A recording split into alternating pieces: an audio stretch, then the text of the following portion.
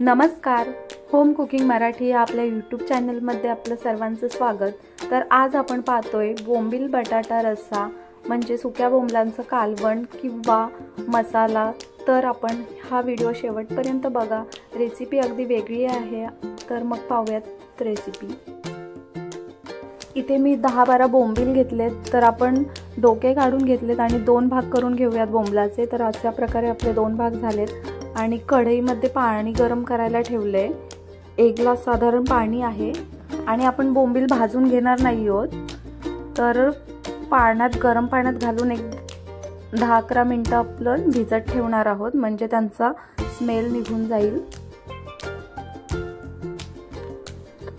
इथे मी साहित्य पण दिले, आपण पॉज करून पाहू शकता। तर इथे कढई गरम झाली आहे आणि 2-3 चमचे तेल घालून घेणार आहोत आणि मी 2-3 पाकळ्या लसूण चिरून घेतलाय, तो घालून छान लसूण परतून घेऊयात। आता कांदा घालून घेणार आहोत, 2 मोठे कांदे चिरून घेतलेत। कांदा छान ब्राऊन होईस्तोपर्यंत आपण परतून घेणार आहोत। आता आपला मस्त कांदा ब्राऊन झालाय, तर टोमॅटो घालून घेऊयात। 2 मध्यम आकाराचे टोमॅटो चिरून घेतलेत, ते घालून घेऊयात। छान परतून घेणार आहोत। तर आपला आता कांदा, लसूण आणि टोमॅटोची ही मस्त अशी एकजीव झालेत, पाहू शकता। तर आपण हळद घातली अर्धा चमचा आणि 2 चमचे लाल मिरची पावडर, 1 चमचा धने जिरे पावडर आणि 1 चमचा गरम मसाला घालून छान परतून घेऊयात। आता आपण 1 बटाटा घेतलाय चिरून, बटाट्याच्या फोडी करून घेतल्यात आणि साल न काढता मी बटाटाच्या फोडी केल्यात। आपल्याला आवडत असेल तर सालीसहित ठेवा, नाही तर मग साल काढली तरी चालेल। छान मिक्स करून घेऊयात। आता मीठ घालूयात चवीपुरतं आणि छान मिक्स करून घेणार आहोत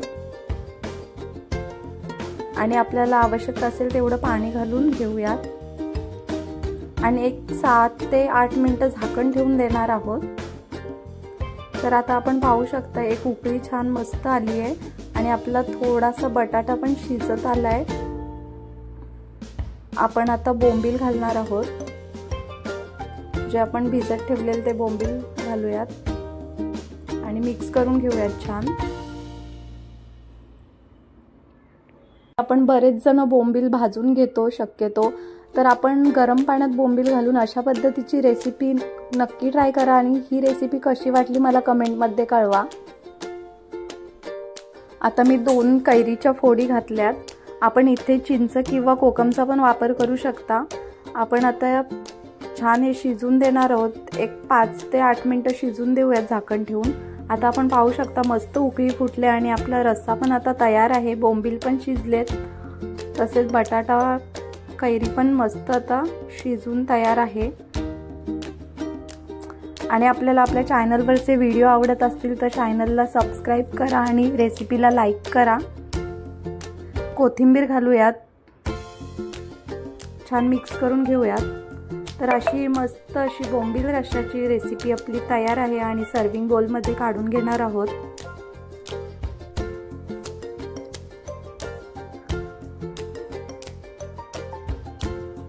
तर अशा प्रकारे मस्त आपला असा बोंबील बटाटा रस्सा तयार आहे आणि हा रस्सा आपण भाकरी, चपाती किंवा भाताबरोबर खाऊ शकता। थँक्यू।